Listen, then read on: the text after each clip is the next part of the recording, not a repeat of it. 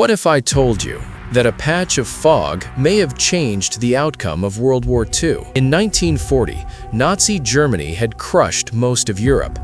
The British Army was trapped on a beach in France at a place called Dunkirk. Over 300,000 soldiers were surrounded. No escape by land, German tanks closing in, warplanes ready to strike. If these men were captured or killed, Britain would lose most of its army, and if Britain fell, Europe would be under Nazi control. It looked like the end. But then, something strange happened. Hitler unexpectedly paused his tank divisions for a few critical days, and at the same time, heavy cloud cover and thick fog rolled in over the beaches. The weather grounded much of the German Air Force. Visibility dropped. Attacks slowed.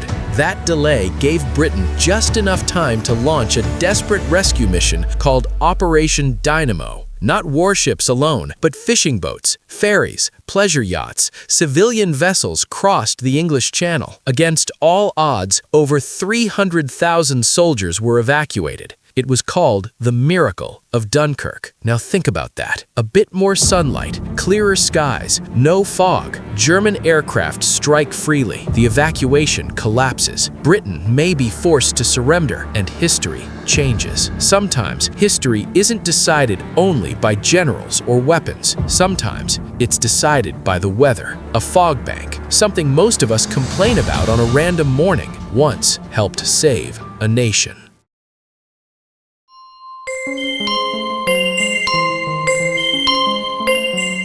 What if I told you, you are not just one organism? Right now, inside your body, there are trillions of living creatures. Not parasites, not invaders, residents. You carry around roughly 1 to 2 kilograms of microbes, mostly bacteria, living in your gut, on your skin, in your mouth. In fact, cell for cell, you are roughly half human and half microbial. Let that sink in. You wake up thinking you're one individual. Biologically, you're an ecosystem. These microbes aren't just passive passengers. They help digest your food. They produce essential vitamins. They train your immune system. They even influence your mood. Some studies suggest that certain gut bacteria can affect anxiety levels, cravings, maybe even behavior. So the next time you suddenly crave sugar, it might not be completely you. It could be trillions of microbes voting. And here's the crazy part. If you removed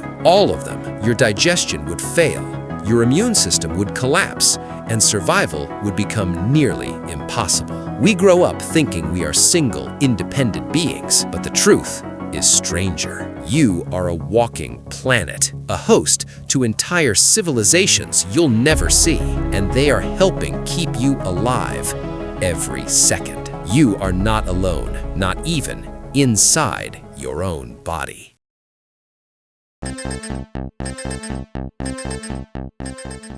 What if I told you a glitch in a video game once created a pandemic so realistic scientists studied it? In 2005, inside the world of Warcraft, a new boss was introduced. The boss had a spell called Corrupted Blood. It was designed to infect players during the fight, drain their health, then disappear when they left the area. But something went wrong. Because of a small coding oversight, players' virtual pets carried the infection out of the boss arena, and when infected players returned to major cities, the plague spread fast. Low-level players died instantly, cities filled with skeletons. Healers tried to contain it. Some players warned others to stay away. Others, they intentionally spread the disease. They traveled between cities while infected. They stood in crowded areas on purpose. They watched the chaos unfold. It wasn't just a game event anymore. It was social behavior. Some players acted heroically. Some ignored warnings. Some panicked. Some exploited the situation. Sound familiar? Here's the twist. Real epidemiologists noticed. They studied player reactions to understand how humans behave during outbreaks. They analyzed risk-taking, misinformation, quarantine attempts, selfish versus cooperative behavior. Years later, when real-world pandemics occurred, researchers referenced lessons learned from this virtual outbreak. A fantasy spell in a world of dragons and magic helped scientists understand real human behavior. Sometimes the most realistic experiments don't happen in laboratories.